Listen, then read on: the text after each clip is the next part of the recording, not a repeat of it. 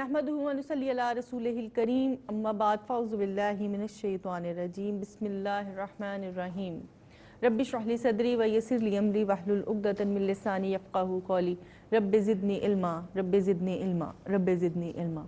कि मोहम्मद से वफ़ा तूने तो हम तेरे हैं, ये जहाँ चीज़ है क्या लौहो कलम तेरे हैं। प्रोग्राम मेरी पहचान लिए आपकी मेज़बान सर शेख आपकी खिदमत में हाजिर। तमाम देखने वालों को सुनने वालों को मेरी जानिब से अस्सलामु अलैकुम व रहमतुल्लाहि व बरकातुहू। अल्लाह ताला आप सबको अपने हिफ्ज़ व अमान में रखे, हर मुसीबत, हर तकलीफ़ और हर परेशानी से महफूज रखे और ख़ास तौर पर अपने क़राबतदारों के साथ हुस्न सलूक करने की तौफ़ीक़ अता फ़रमाए, क्योंकि जो लोग लड़ाई झगड़े से बचे रहते हैं और आपस में सलूक पैदा करते हैं, यानी आपस में मोहब्बत से रहते हैं, तो अल्लाह ताला वहाँ बरकतें नाजिल फरमाता है। और वो लोग जो लड़ रहे होते हैं, लड़ाई झगड़ा कर रहे होते हैं, तो उनके दिल भी सख्त हो जाते हैं और सख्त दिल यकीनन चूँकि अल्लाह से दूर हो रहा होता है, तो इसीलिए हमें कोशिश करनी है कि हम लोगों के साथ लड़ाई झगड़े से परहेज़ करें, अमन कायम करें और अगर लोग आपस में लड़ रहे हैं तो उनमें भी सुलह करवाएं। इसलिए कि ज़िंदगी के हर मोड़ पर हमें अमन का पैगाम देना है, यानी सुलह जोई के साथ चलना है और दो लोगों में, ऐसे लोगों में कि जिनमें आपस में झगड़ा हो रहा हो, उनमें भी सुलह करवानी है। इसलिए कि जो झुक जाता है उस दरख्त को फल भी लगता है और जो झुकता है वो जिंदा है, और जो अकड़ जाता है, क्योंकि अकड़ना तो कहते हैं ना मुर्दे की पहचान होती है, तो जो अकड़ गया और किसी बात पर ये कि भाई ये लड़ रहे हैं, लड़ते रहे, मैं क्या करूं, मैं इनके दरमियान क्यों सुलह करवाऊं, तो ये एक इंसान की शान के ख़िलाफ़ है और एक मुसलमान को तो ये ज़ेब ही नहीं देता। अज़रूए कुरान इसके हवाले से हमारे पास बहुत सारी मालूमात मौजूद है। अहादीस मुबारका इसमें हमारी मुकम्मल रहनुमाई कर रही है कि सुलह जोई एक ऐसा अमल है जो इंसान को नेक रास्ते की जानिब लेकर चलता है और अमन का पैगाम देता है, और न सिर्फ वो लोगों में नेक और मुमताज़ होता है बल्कि उसका मर्तबा भी बुलंद होने लगता है।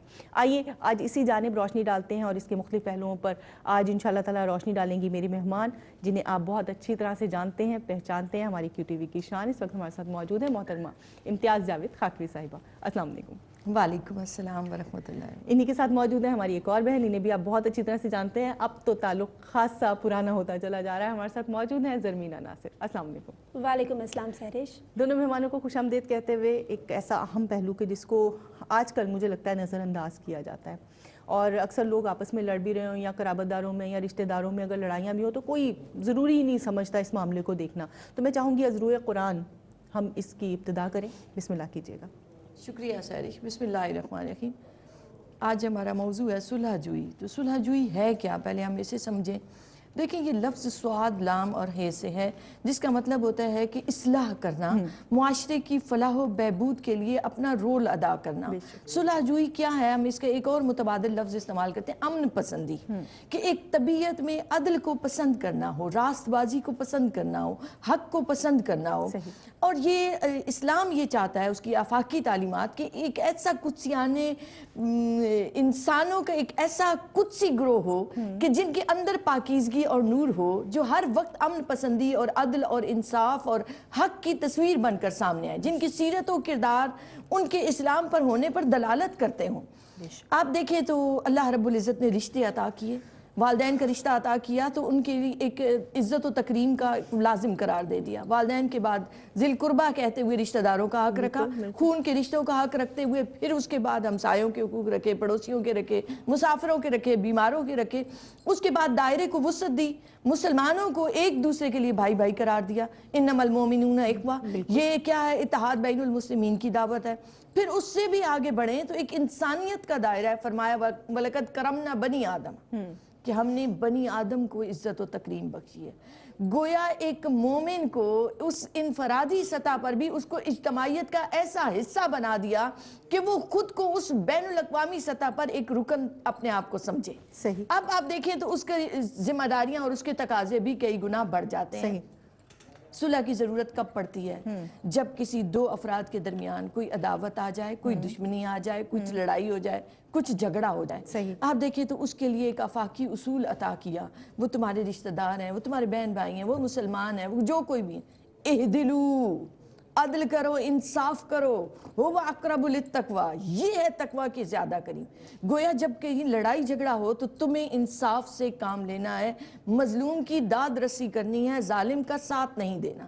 یہ اصول دے دیا صلح جوئی کے لیے۔ پھر آپ دیکھیں تو لڑائیاں کیوں ہوتی تھیں گروہوں کے درمیان، نسل، زبان اور اس کی بیس پر، تو اللہ رب العزت نے اس کو جڑ سے اکھاڑ دیا کہ اسلام جب لاتے ہو تو تم مسلمان سب بہن بھائی ہو جاتے ہو، اور اس کا طریقہ کیا بتایا کہ وَجَعَلْنَاكُمْ شُعُوبًا وَقَبَائِلَ لِتَعَارَفُوا، یہ گروہ، یہ زمین کے خطے، یہ نسلوں میں ہونا، یہ زبانوں میں ہونا، یہ تمہاری صرف پہچان کے لیے ہے۔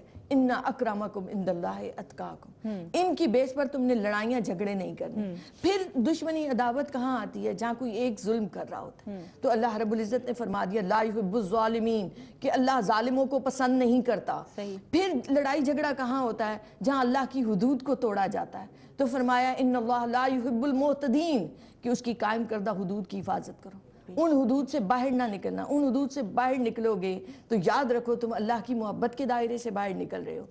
گویا یہ اصول عطا کر دیے، اور اسلامی معاشرے کی خصوصیات میں آتا ہے، پہلا اسے دیا مساوات کا سبق۔ آپ دیکھیں تو باقی ساری اقوام میں لڑائیاں جھگڑے اس بیس پر ہوتی ہیں، طبقاتی فرق کی بنا پر، لیکن یہاں بتا دیا کہ آدم علیہ السلام کی اولاد ہو تم سب، اور آدم مٹی سے بنے تھے۔ پھر اخوت اور بھائی چارے کا سبق دیا، پھر عدل اور انصاف کا سبق دیا۔ اس کے بعد آپ دیکھیں تو نظام عبادات سارے کا سارا یہ بتاتا ہے کہ ایک دوسرے کے دکھ درد میں ساتھی بن جاؤ، امن پسندی تمہاری طبیعت، تمہارے مزاج کا حصہ بن جائے۔ جب کوئی ایک جھگڑا کرے تمہارے ساتھ تو اس کے ہاتھ کو پکڑ کے تم اسے یہ بتانے والے ہو کہ طاقت میں تم ہو، مگر تم امن کو چاہتے ہو، امن کو پسند کرتے ہو، کیونکہ یہی رسول اکرم صلی اللہ علیہ وآلہ وسلم کی سیرت مبارکہ ہے۔ بے شک اس میں کوئی شک نہیں ہے، اور اسلام چونکہ امن کا دین ہے اور ہمیں سکھاتا ہی امن اور محبت ہے، اور آقا دو جہاں حضرت محمد مصطفیٰ صلی اللہ علیہ وآلہ وسلم کی سیرت مبارکہ، اس میں ہمارے لیے بے شمار ایسے معاملات موجود ہیں کہ جو ہمیں امن کی جانب لے کر جاتے ہیں۔ میں چاہوں گی حدیث مبارکہ کی روشنی میں اور تعلیمات سرکار صلی اللہ علیہ وآلہ وسلم کی روشنی میں ابتدا کریں۔ شکریہ سہرش۔ بسم اللہ الرحمن الرحیم۔ صلح جوئی کے بارے میں بے شمار احادیث مبارکہ موجود ہے، اور جب ہم سیرت مصطفیٰ صلی اللہ علیہ وآلہ وسلم کو اسٹڈی کرتے ہیں تو سہرش ہم سب پہ یہ بات بالکل واضح ہو جاتی ہے کہ صلح جوئی کے عمل کو آقا علیہ الصلوۃ والسلام نے کس قدر پسند فرمایا، اور اپنی زندگی میں احسن طریقے سے پریکٹیکلی ہمیں امپلیمنٹ کر کے دکھایا۔ جی، آقا علیہ الصلوۃ والسلام کی حدیث مبارکہ کے حوالے سے بات کی جائے تو حضرت ابو درداء رضی اللہ تعالیٰ عنہ بیان فرماتے ہیں کہ آقا علیہ الصلوۃ والسلام نے فرمایا کیا میں تمہیں ایسی چیز نہ بتاؤں جو روزہ، نماز اور صدقہ سے بھی زیادہ درجہ افضل ہے؟ تو ہم نے عرض کی یا رسول اللہ صلی اللہ علیہ وآلہ وسلم ہمیں ضرور بتائیے۔ تو آقا علیہ الصلوۃ والسلام نے فرمایا کہ دو لوگوں میں صلح کرانا، دو اشخاص میں صلح کرانا، یہ اس سے بھی زیادہ افضل ہے نماز، روزہ اور صدقہ کی نسبت۔ اور پھر آقا علیہ الصلوۃ والسلام نے فرمایا دو لوگوں میں جو لوگ فساد ڈالتے ہیں، گویا وہ ایسی چیز ہے جو انسان کے دین کو مونڈ دینے والی چیز ہے، گویا انسان کی تمام نیکیوں کو ختم کر دینے والی چیز ہے۔ پھر اسی حوالے سے آقا علیہ الصلوۃ والسلام کا فرمان ہے کہ جنت کے دروازے ہر پیر اور جمعرات کے دن کھول دیے جاتے ہیں، اور ہر اس شخص کی مغفرت کر دی جاتی ہے جو اللہ کے ساتھ کسی کو شریک نہ ٹھہراتا ہو، لیکن ان دو لوگوں کی مغفرت نہیں کی جاتی جو دل میں بغض و عداوت رکھتے ہوں اور صلح جوئی کے عمل کو نہ اپناتے ہوں۔ تو آقا علیہ الصلوۃ والسلام نے فرمایا کہ ان کا انتظار کرو حتیٰ کہ وہ آپس میں صلح کر لیں۔ اس سے ہم پہ یہ بات واضح ہو گئی کہ جب ایک انسان صلح جوئی کا عمل اپناتا ہے تو اللہ تعالیٰ کی رحمت اس کو اپنے سائے میں لے لیتی ہے، اور جب ایک انسان اس عمل کو نہیں اپناتا تو اللہ تعالیٰ کی رحمت جو ہے وہ ہم سے دور چلی جاتی ہے۔ آقا علیہ الصلوۃ والسلام کی سیرت طیبہ کے حوالے سے بات کی جائے تو اللہ رب العزت نے آقا علیہ الصلوۃ والسلام کو اس دنیا میں بھیجا کہ عرب کو بھی اور ساتھ میں تمام دنیا کے لیے رحمت بنا کر بھیجا کہ تمام دنیا میں امن و امان کا اور صلح جوئی کا جو نظام ہے وہ رائج کیا جا سکے، کیونکہ ہم سب جانتے ہیں کہ اللہ رب العزت فساد کو، فتنہ کو اور لڑائی جھگڑے کو پسند نہیں فرماتا۔ پھر آقا علیہ الصلوۃ والسلام میں اگر ہم دین کی اشاعت سے دیکھیں کے حوالے سے ان کی زندگی کو دیکھیں تو ہم دیکھتے ہیں کہ آقا علیہ الصلوۃ والسلام نے جتنے بھی کنٹریز میں وفود بھیجے، لیٹرز بھیجے، وہ اس لیے تاکہ امن و امان کا نظام رائج کیا جا سکے اور فتنہ فساد اور مظالم سے بچا جا سکے۔ پھر اوس و خزرج کے قبائل جو اسلام کی آمد سے پہلے وہاں پہ موجود تھے اور آپس میں ان میں لڑائیاں تھیں، آقا علیہ الصلوۃ والسلام نے اپنی بہترین گائیڈ لائن کے ذریعے سے ان کو امن و امان کا ایسا خوبصورت پیغام دیا کہ وہ سب وحدت کی لڑی میں اکٹھے ہو گئے۔ یہ ہم سب کے سامنے موجود ہے۔ پھر سہرش آقا علیہ الصلوۃ والسلام جب مدینہ پاک میں موجود ہوتے تھے تو کبھی بھی ایسا نہیں ہوتا تھا کہ آپ نے کسی نماز کی امامت کرانے میں یا جماعت کروانے میں ناغہ کیا ہو، لیکن سیرت نگاروں نے لکھا ہے کہ ایک دن ایسا تھا کہ آقا علیہ الصلوۃ والسلام حدود مدینہ کے اندر بھی موجود ہیں اور نماز کی جو جماعت کروانے میں انہوں نے ناغہ کیا، وہ اس وجہ سے کیونکہ پتہ یہ چلا کہ آقا علیہ الصلوۃ والسلام 2 بگڑے ہوئے گروہوں میں صلح کروانے کے لیے تشریف لے گئے تھے۔ اس سے امت کو، ہم سب کو یہ میسج ملا کہ صلح جوئی کتنا امپورٹنٹ عمل ہے، زندگی میں اس کو لے کر چلنا کتنا ضروری ہے، اور بجائے اس کے کہ ہم اکڑیں یا ہمارے درمیان کوئی اور بدخوئیاں یا اس طرح کی خامیاں جنم لیں، ہم صلح جوئی کے عمل کو اپنا لیں تو نیکی کرنے کا جذبہ بھی پروان چڑھتا ہے اور ہم سب محبت سے رہنے کے عادی ہو جاتے ہیں اور وحدت کی ایک لڑی میں پرو دیے جاتے ہیں۔ تو صلح جوئی کا عمل آقا علیہ الصلوۃ والسلام کی تعلیمات سے ہمیں یہ بھی سیکھنے کو ملتا ہے کہ ایک مرتبہ مسجد میں 2 صحابہ کرام میں آپس میں بحث ہو رہی تھی اور ان کی آوازیں تھوڑی بلند ہو گئیں، تو آقا علیہ الصلوۃ والسلام مسجد میں تشریف لاتے ہیں اور آقا علیہ الصلوۃ والسلام اس کو، ایک صحابی کو اشارہ کرتے ہیں کہ تم اس کا آدھا قرضہ معاف کر دو، کیونکہ قرضے کے معاملے میں کوئی بات ہو رہی تھی، تو وہ صحابی فوراً اس کا آدھا قرضہ معاف کر دیتے ہیں۔ تو اس سے ہمیں یہ بھی پتہ چلتا ہے کہ آقا علیہ الصلوۃ والسلام صلح جوئی کے عمل کو اتنا پسند فرماتے تھے کہ تمام لوگوں کو بھی گائیڈ کرتے تھے، اس میں انوالومنٹ کرتے تھے تاکہ ہم سب جو ہے وہ اس فضائل، ان برکات کو سمیٹ سکیں جو صلح جوئی کے ساتھ ایسوسیٹڈ ہے۔ بالکل ناظرین، بات ہو رہی ہے 2 لوگوں میں صلح کروانے کے حوالے سے، اور ہم دیکھ رہے ہیں کہ لوگ جلدی اس معاملے میں آتے نہیں ہیں، لیکن اس معاملے میں آنا اور پھر لوگوں میں صلح کروانا کیسا عمل ہے، یہ بات جاری رہے گی، لیکن آپ سے ملاقات کریں گے ایک مختصر سے وقفے کے بعد۔ وہ ایک بار پھر خوش آمدید۔ آج ہم بات کر رہے ہیں صلح جوئی کے حوالے سے، اور بات کریں گے آج مزید کن چیزوں کو ملحوظ خاطر رکھنا ہے، یعنی وہ کون سی احتیاط ہے کہ جو ہمیں دھیان میں رکھنی ہے 2 لوگوں کے درمیان صلح کرواتے وقت۔ کسی کو برداشت کرنا یا کسی کے پاس کچھ برداشت کرنا ہمارے سے مطلب وہ ختم ہوتا چلا جا رہا ہے وہ ایلیمنٹ، اور ہم زمین ہے، جائیداد ہے یا کوئی بھی ایسا معاملہ ہے اس کے اوپر فوراً لڑنے مرنے کے لیے تیار ہو جاتے ہیں، اور کوئی ایسا نہیں ہوتا پاس، اگر کوئی کوشش بھی کرتا ہے تو اکثر چونکہ آج کل معاملات ایسے دیکھنے میں آتے ہیں کہ جو صلح کرنے کے لیے بھی جا رہا ہوتا ہے لوگ اس کے ساتھ بھی لڑنا شروع ہو جاتے ہیں، تو یہ سارے معاملات آج کل ہمیں درپیش ہیں، جس کی وجہ سے ہم لوگ، مجھے لگتا ہے کہ تھوڑا سا اپنے دین سے بھی دور ہو رہے ہیں۔ اور آج معاملہ ہمارے سامنے یہ آ رہا ہے جس کو ہم لے کر، میں تو اس معاملے کو جب بھی مطلب نیوز بھی ہم دیکھ رہے ہوتے ہیں، بہت سارے ایسے معاملات ہمارے سامنے آتے ہیں، نیوز پیپرز ہم پڑھتے ہیں، ان میں بہت سارے ایسے معاملات، کیونکہ بھرا ہوا انہی چیزوں سے ہوتا ہے کہ فلاں تنازع پر فلاں کی لڑائی ہو گئی، فلاں تنازع پر یہ ہو گیا، تو یہ وہ تمام معاملات ہیں جو مجھے لگتا ہے ہمیں دین سے دوری کی وجہ سے درپیش ہو رہے ہیں۔ ایگزیکٹلی۔ اب دیکھیں تو انسان چونکہ زندگی میں رہتا ہے اور زندگی اس کی متاع ہے، اسے غذا کی بھی ضرورت ہے، اسے رہائش کی بھی ضرورت ہے، اسے علاج کی بھی ضرورت ہے، یہ بنیادی اس کی ضرورتیں ہیں۔ اب ہوتا یہ ہے کہ جب وہ زندگی کے تسلسل میں اس کے لیے سٹرگل کر رہا ہوتا ہے تو آپ دیکھیں تو طلب مال اس کے اندر بڑھتی چلی جاتی ہے، چونکہ وہ اپنے لیے آرام طلبی چاہتا ہے، تعیشات چاہتا ہے۔ پھر سیکنڈلی یہ کہ جیسے آپ نے کہا کہ اگر وراثت میں انہیں عطا ہوا ہے تو بھائیوں میں عموماً پراپرٹیز کی بنا پر لڑائی اور جھگڑا شروع ہو جاتا ہے۔ اب آپ اس کے دیکھیں تو اسلام نے کیا تعلیمات دی؟ ایک طرف تو یہ کہ حقدار کو حق دینے کا اتنا زیادہ زور دیا گیا کہ اگر تم کسی کی حق تلفی کرتے ہو تو تمہاری عبادات، تمہاری دعائیں قبول نہیں ہوتی، اور دوسری طرف ایک دوسرے سے پیار اور محبت کے لیے ایثار کی تعلیم دی، سخاوت کی تعلیم دی، اپنا حق رکھتے ہوئے بھی حق چھوڑنے کی ترغیب دی کہ اگر تم اللہ کی رضا کے لیے اس جھگڑے اور لڑائی اور فساد کو ختم کرنے کے لیے اپنا حق چھوڑتے ہو، اللہ تمہیں اس سے بہتر عطا کرے گا۔ یہ کیا ہے؟ یہ تعلیمات ہیں۔ پھر آپ دیکھیں تو جتنی دنیا کی طلب بڑھتی چلی جاتی ہے اتنا ہی انسان خود غرض ہو جاتا ہے، حرص و ہوس کا شکار ہوتا چلا جاتا ہے۔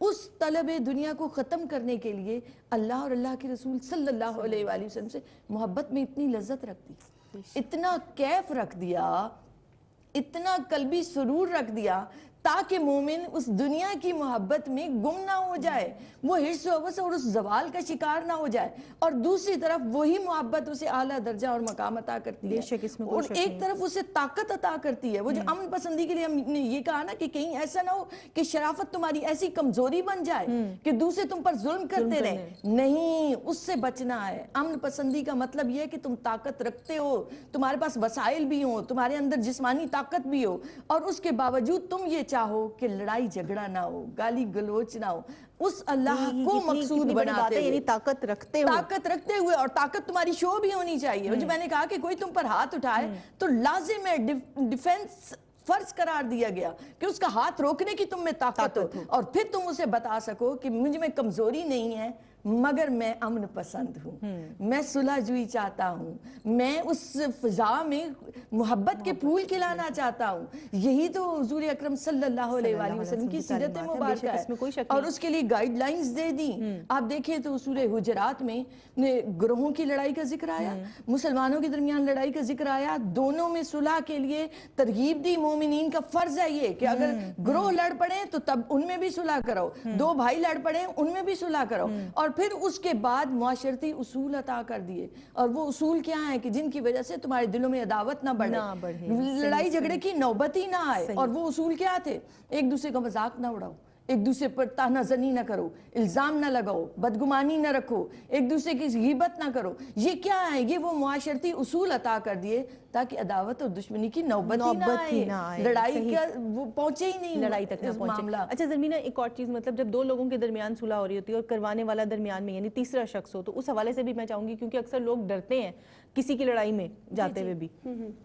بالکل صحیح کہا سیرش آپ نے. اکثر سوسائٹی کے اندر میں نے یہ آبزرو کیا ہے کہ ایسا ہوتا ہے کہ دو لوگ لڑ پڑتے ہیں، کیونکہ آپ دیکھیے کہ انسان خطا کا پتلا ہے، اختلافات بھی ہو جاتے ہیں، کشیدگیاں بھی ہو جاتی ہیں، اور تھرڈ پرسن انوالو ہوتے ہوئے ڈرتے ہیں. حالانکہ ان کا اثر و رسوخ بھی معاشرے کے اندر ہوتا ہے، ان کی نیک نامی کی وجہ سے یا کسی اور وجہ سے لوگ ان کی عزت کرتے ہیں، ان کی بات مانتے ہیں، بٹ لوگ یہ کنسیڈر کرتے ہیں دس از دیئر پرسنل میٹر، وہ خود ہینڈل کریں. تو یہ ایک چھوٹی سطح پہ بھی روش غلط ہے اور ایک بڑی سطح پہ بھی یہ روش غلط ہے. کیونکہ آپ دیکھیے کہ صلح جوئی، جیسے کہ پہلے بھی بات ہو رہی ہے، یہ غصے کو ہمارے بڑھاتی ہے، ہمارے اندر بدگمانیاں پیدا کرتی ہے اور بہت ساری اور برائیاں لے کر آتی ہے. اس لیے یہ ضروری ہے کہ اگر دو لوگ آپس میں لڑ پڑے ہیں معاشرے کے اندر تو ان کی سیٹلمنٹ کروانے کے لیے ضرور جایا جائے اور ان کے درمیان جو معاملات ہیں ان کو ریزالو کرنے کی کوشش کی جائے. کیونکہ قرآن پاک میں اللہ رب العزت نے فرمایا کہ مومن تو آپس میں بھائی بھائی ہیں، اور ہمیں یہ بھی اللہ تعالیٰ کا فرمان ملا.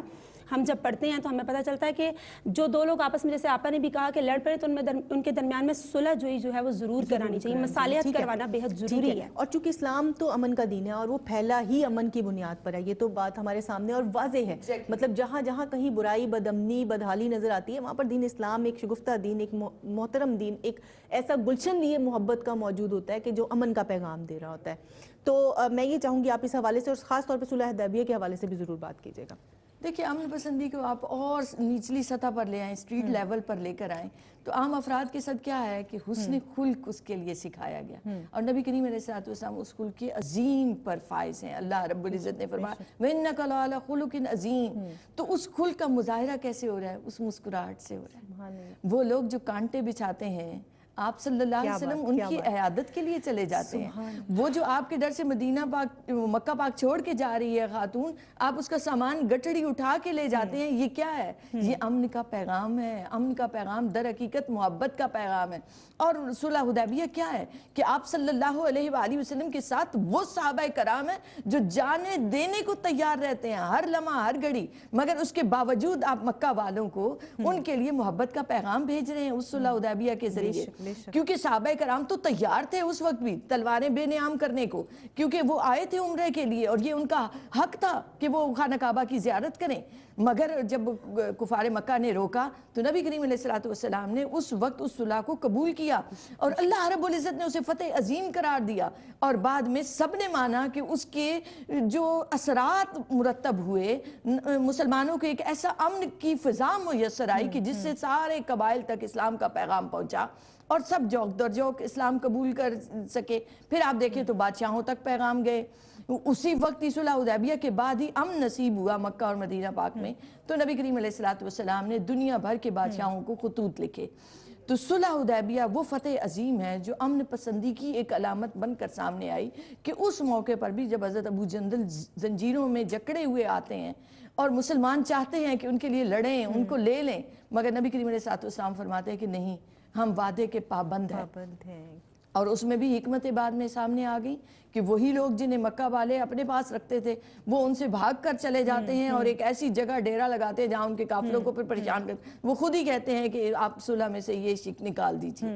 تو آپ صلی اللہ علیہ وآلہ وسلم کا ہر عمل امن پسندی کی علامت بن کر سامنے. مکہ پاک میں لڑائی کی بجائے آپ فرماتے ہیں جاؤ اب شاید جت کر چلو. یہ کیا ہے؟ یہ امن پسندی ہے.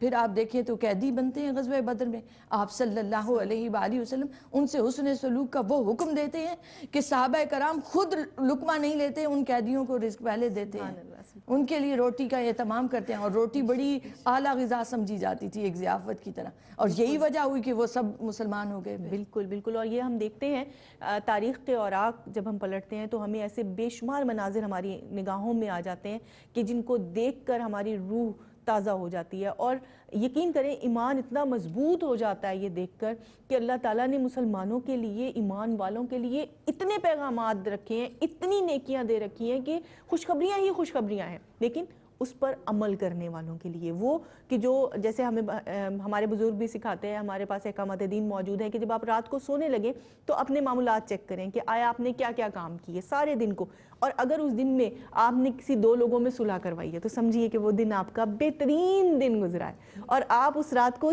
جی کیونکہ نماز پر افضل, صدقے سے افضل, زکوٰۃ سے افضل, تو کیونکہ دین پورے کا پورا ہے ہی معاشرتی فلاح و بہبود پر, اس لیے اصلاح معاشرہ, مفاد عامہ کے لیے انفرادی مفاد کو رد کر دینا اور اجتماعی مفاد کو ترجیح دینا اللہ کو پسند ہے. بے شک, اس میں کوئی شک نہیں ہے. اور جہاں پر دین ہی امن ہے, محبت ہے, پیغام لیے یہ موجود ہے کہ ہر ایک کے درمیان صلح کا پیغام دو, تو وہاں پر کیسے ممکن ہے کہ ہم اس سے دور ہیں. انشاءاللہ تعالیٰ اسی پیغام کے ساتھ آپ سے کریں گے ملاقات ایک مختصر سے وقفے کے بعد. ناظرین پروگرام میں کہتے ہیں آپ کو ایک بار پھر خوش آمدید. دین اسلام ایک نہایت پیارا دین جو مکمل ضابطہ حیات ہے, یعنی زندگی جینے کا ڈھنگ ہے, جس میں ہم سیکھتے ہیں کہ ہمارے شب و روز کس طرح گزرنے چاہیے. وہ معاملات جو ایک انسان کو درپیش آ سکتے ہیں اپنے تمام صبح اور شام کے معاملات میں, اللہ تعالیٰ نے ان تمام کے لیے راہ ہدایت ہمیں فراہم کر دی ہے. اور اس میں ہم دیکھتے ہیں چونکہ جب ایک چھت کے نیچے انسان ہوتے ہیں, جب ایک شہر میں ایک ساتھ لوگ رہتے ہیں تو بہت سارے معاملات ایک ساتھ ہو رہے ہوتے ہیں, اور ان معاملات کو لے کر چلنا, ان میں نظم و ضبط کا مظاہرہ کرنا اور ان سنہری اصولوں کو اپنانا جس کی بنا پر ہمارے گھروں میں, ہمارے معاشرے میں اور ہماری تمام حدود جو ہمارے ساتھ موجود ہیں ان تمام جگہوں پر امن قائم رہے. کیا کہیں گے اس حوالے سے؟ بالکل سہرش, صلح جوئی بیسکلی خیر ہے اور ہمیں بھلائی کا اور امن کا پیغام دیتی ہے. ہم دیکھتے ہیں اس میں آقا علیہ الصلوۃ والسلام کی ایک بڑی خوبصورت حدیث مجھے ایٹ دا مومنٹ یاد آ گئی کہ آقا علیہ الصلوۃ والسلام نے فرمایا انسان کے ہر جوڑ پر صدقہ واجب ہے. اور وہ دن جب طلوع شمس روایات میں آتا ہے, بعض میں طلوع آفتاب بھی آتا ہے کہ طلوع شمس ہو اور اس دن تم 2 لوگوں کے درمیان میں پورے عدل و انصاف کے تقاضوں کو پورا کرتے ہوئے صلح کرواؤ, تو یہ بھی ایک صدقہ ہے. اب دیکھیے ہم انسان جو موو کر رہے ہیں, ہماری ہڈیاں کنیکٹڈ ہیں آپس میں, تو ہمارے ہر جوڑ کے بدلے میں ہم حرکت کر رہے ہیں, تو یقیناً ہم پہ فرض کرنا, ہم پہ اللہ تعالیٰ کا شکر ادا کرنا جو ہے وہ واجب ہو جاتا ہے. تو جب ہم 2 لوگوں میں مصالحت کروا دیتے ہیں تو وہ بھی ایک صدقہ کنسیڈر ہوتا ہے. پھر آقا علیہ الصلوۃ والسلام کے حوالے سے عائشہ صدیقہ رضی اللہ تعالیٰ عنہا فرماتی ہیں کہ ایک مرتبہ دروازے سے میں نے کچھ لوگوں کی آوازیں سنی. آقا علیہ الصلوۃ والسلام باہر تشریف لے گئے, وہاں 2 لوگ آپس میں بات کر رہے تھے قرضے کے بارے میں وہاں پہ. تو ایک شخص کہہ رہا تھا کہ اللہ کی قسم میں یہ نہیں کروں گا, تمہارے قرضے میں تخفیف یا تخصیص نہیں کروں گا. تو آقا علیہ الصلوۃ والسلام باہر تشریف لے جاتے ہیں انوالومنٹ کے لیے اور ان سے فرماتے ہیں کہ کون ہے وہ شخص جو یہ کہہ رہا ہے کہ میں نیکی نہیں کروں گا. آپ دیکھیے کہ نیکی کنسیڈر کی جاتی ہے اگر ہم کسی کے ساتھ اچھا سلوک کرتے ہیں اور کسی کے ساتھ صلح جوئی کا معاملہ برتتے ہیں. پھر آپ نے بات کی ہے کہ معاشرے میں دیکھیے امن و امان کی فضا قائم پیدا ہوتی ہے صلح سے. اگر ایک انسان صلح جوئی کے عمل کو نہیں اپناتا سہرش, تو آپ دیکھیے کہ بدگمانی, بد زبانی اور ایسے بہت سارے عیب جو ہے وہ پھیلتے چلے جاتے ہیں. تو بدگمانی اور بد زبانی 2 ایسے عیب ہیں جو انسان کے ہر کمال کو زوال میں بدل دیتے ہیں. تو اس لیے ہر انسان کو کوشش کرنی چاہیے کہ اگر اس کے ساتھ میسج کی بھی بات کروں کہ ہر انسان کی یہ کوشش ہونی چاہیے کہ اگر کوئی اس کے ساتھ صلح کا پیغام بڑھا رہا ہے تو وہ بھی آقا علیہ الصلوۃ والسلام کے ساتھ اپنا روحانی تعلق مضبوط کرتے ہوئے, ان کی سیرت طیبہ پر عمل کرتے ہوئے پازیٹیو وے میں اپنا فیڈ بیک دے. اور پھر ہم دیکھتے ہیں حضرت علی رضی اللہ تعالیٰ عنہ کا بڑا خوبصورت قول کہ زندگی کے ہر موقع پر صلح کرنا سیکھو, کیونکہ صلح وہی کرتا ہے جس میں جان ہوتی ہے, اکڑنا تو مردے کی پہچان ہوتی ہے. تو ان تمام باتوں کو, اللہ رب العزت کے احکامات کو, نبی پاک صلی اللہ علیہ وسلم کی سیرت طیبہ پہ عمل کرتے ہوئے, ان کے ساتھ اپنا روحانی تعلق مضبوط کرتے ہوئے ان تمام باتوں کو معاشرے میں اپنانا ضروری ہے. سرش دیکھیے انتقامی جذبات پرورش پاتے ہیں جب ایک انسان صلح جوئی سے دور ہوتا ہے. تو انتقامی جذبہ ایک ایسا زہر ہے جو انسان کو اپنی لپیٹ میں لے لیتا ہے, تو اس میں اضطراب پیدا ہوتا ہے, بے چینی کی کیفیت, پھر वसवसे, अंदेशे और बदगुमानियाँ फैलती हैं माशरे के अंदर। सुकून कब है? सुकून जब हम अल्लाह ताला का जिक्र करते हैं और जब एक इंसान से मोहब्बत करते हैं। और यहाँ पे ही एक और हदीस कि एक मरतबा एक शख्स अल्लाह ताला की रज़ा और खुशनुदी के लिए अपने किसी भाई से मिलने जा रहा था, अपने किसी मुसलमान भाई से मिलने के लिए। तो अल्लाह रब्बुल इज़्ज़त ने एक फ़रिश्ते को इंसानी शक्ल में भेजा और वो फ़रिश्ता उससे पूछता है कि तुम कहाँ जा रहे हो और क्यों जा रहे हो? वो शख्स जवाब देता है कि मेरा उसके साथ कोई लेन देन का मामला नहीं है, सिर्फ मैं अल्लाह की रज़ा और खुशनुदी के लिए जा रहा हूँ। तो उस शख्स को वो फ़रिश्ता फरमाता है कि मुझे अल्लाह ताला ने, मैं अल्लाह ताला का फ़रिश्ता हूँ, मुझे अल्लाह रब्बुल इज़्ज़त ने भेजा है, जिस तरह तुम उस शख्स से मोहब्बत करते हो बगैर किसी लेन देन के, इसी तरीके से तुम्हारा खुदा भी तुमसे, तुम्हारा अल्लाह भी तुमसे उतनी ही मोहब्बत करता है। तो अल्लाह ताला की बारगाह में मकबूल होने के लिए कि अल्लाह रब्बुल इज़्ज़त हम सबको माफ़ियाँ अता करे, अल्लाह रब्बुल इज़्ज़त हम सब पे अपने रहम करम और फजल का साया फरमाए, सुलह जोई के अमल को मुआशरे में अपना लेना बेहद ज़रूरी है। और हर इंसान हर रिश्ते में अपने स्टेटस को ज़रूर समझे कि मेरा क्या स्टेटस है, मुझे अपना रोल कैसे अदा करना है और मुझे लोगों ऐसी कैसे बात करनी है और क्या बात करनी है कि मैं लोगों के दिलों को मिलाने वाला बन जाऊँ। बेशक, इसमें कोई शक नहीं है। और नाज़रीन, वो कौन से मामलात हैं कि जो तस्फिया के दौरान, यानी जब दो ग्रुपों के दरमियान या दो लोगों के दरमियान, दो फ़रीक़ैन के दरमियान जब हम सुलह करवाते हैं, मैं इस हवाले से तस्फिया के हवाले से बात करना चाहूँगी आपा कि किन किन चीज़ों का ख्याल रखना, यानी कौन कौन सी एहतियात है जो मलहूज़ खातिर होनी चाहिए। और ख़ास तौर पे एक और चीज़ नाज़रीन कि अक्सर सुलह करवाते वक्त बाज़ लोग झूठ का भी सहारा ले रहे होते हैं, तो मैं चाहूँगी इस हवाले से भी हमारी इस्लाह फरमाएं। चले मैं पहले झूठ पे बात कर लूँ कि झूठ जो देखें वो है जिसे मुनाफिक की अलामत करार दिया गया और इसे हराम करार दिया गया।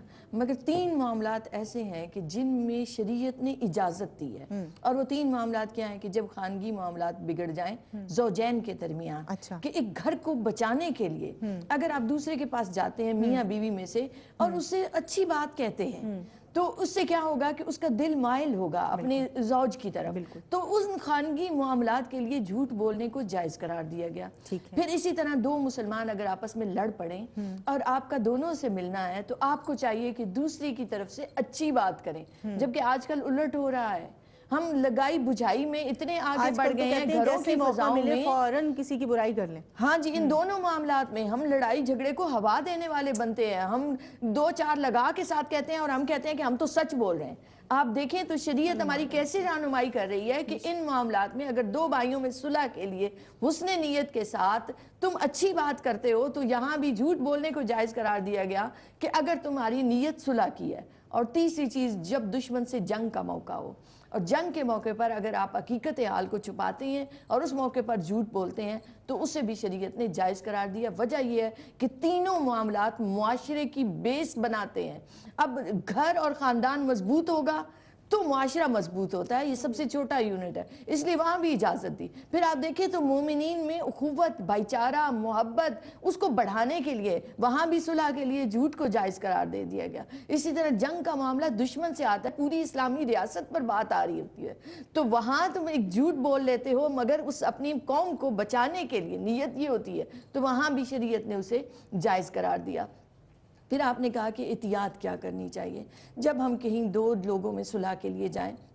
अब मैं 2 अफराद, अब देखें तो इस कुरान पाक में इन 2 मामलात को अलग अलग हैंडल किया गया। एक ये कि जब 2 मुसलमान भाइयों में लड़ाई हो तो तुम्हारा काम है कि फसलहू, सुलह कराओ उनके दरमियान। गोया हम में से हर फर्द जो नेकी और तकवा के उस मकाम पर फाइज है, जो मोमिन है, जो सोच रखता है, शऊर रखता है, क्योंकि हम तो दीन से बहुत दूर होते जा रहे हैं, जिसे अल्लाह ने ये सादत अता की कि वो उनमें सुलह करा सके, वो ज़रूर अपनी पहली जिम्मेदारी समझे कि उसने उन दोनों भाइयों में सुलह करानी है। और उसके साथ ही इरशाद हुआ कि अल्लाह से डरो। वजह यह है कि अगर 2 मुसलमानों में लड़ाई है, तुम्हारे घर का तो सुकून कायम है, तुम्हें कोई फर्क नहीं पड़ रहा, मगर तुम्हें यह समझना चाहिए कि वो मेरा भाई है, बिल्कुल उसके घर का सुकून भी उतनी ही अहमियत रखता है जितना मेरे अपने घर का। तो इससे क्या हुआ, तुम में मोहब्बत, इसार और वो जज्बात आए और तुमने जाकर उनमें सुलह की कोशिश की। फिर एहतियात क्या करनी है कि कहीं ऐसा ना हो कि तुम्हारा जालिम की तरफ तुम्हारा पलड़ा हो जाए, तुम्हारा झुकाव उस तरफ हो जाए। नहीं, तुम पहले मामले को समझने की कोशिश करो। हाँ जी, दोनों फरीक। और जो मजलूम है, जिसे ज़रूरत है दाद रसी की, जिसकी हक तलफी हो रही है, उसके पलड़े में अपना झुकाव डालो, उसके साथ होकर ऐसे खड़े हो जाओ कि जालिम को रोक सको। ये जालिम की भी मदद है। और बड़ी मशहूर हदीस मुबारक है कि मजलूम की भी मदद करो और जालिम की भी मदद करो। तो मजलूम की मदद क्या है कि मजलूम के साथ होकर खड़े हो, अपनी पूरी कुव्वत के साथ, कमजोरी के साथ नहीं बल्कि ताकत और कुव्वत के साथ। और जालिम की मदद ये है कि उसे जुल्म से रोक दो। इससे क्या होता है? फजा बनती है अमन की, मोहब्बत की, और एक दूसरे के जज्बात और हकूक और फराइज का ख्याल आता है। फिर आप देखें तो एहतियातों में ये आता है कि अदल तो हर जगह ज़रूरी है। अब यहाँ भी मजलूम की मदद करते हुए भी अदल और इंसाफ का पहलू तुम्हारे सामने रहे।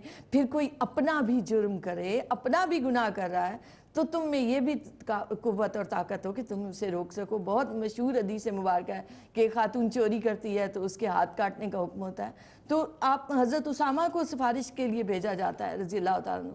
नबी करीम अलैहिस्सलाम कितना तारीखी जवाब देते हैं उस मौके पर।